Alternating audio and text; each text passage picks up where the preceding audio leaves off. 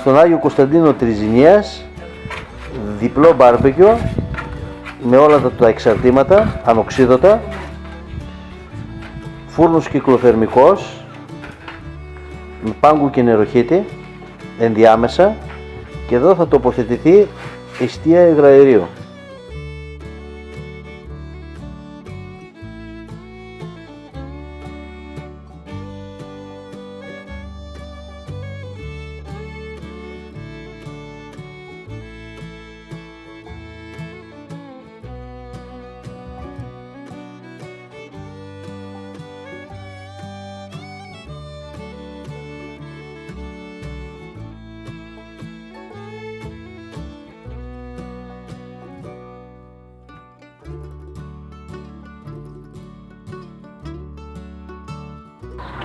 Οχτώ μικρά κοντοσούβλια, ανοξίδωτα εξ ολοκλήρου, με ανοξίδωτα γρανάζια,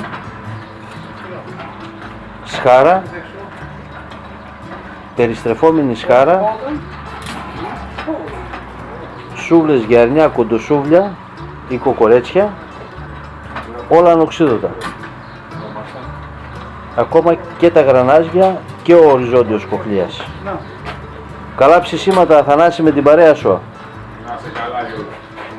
Ευχαριστούμε πολύ.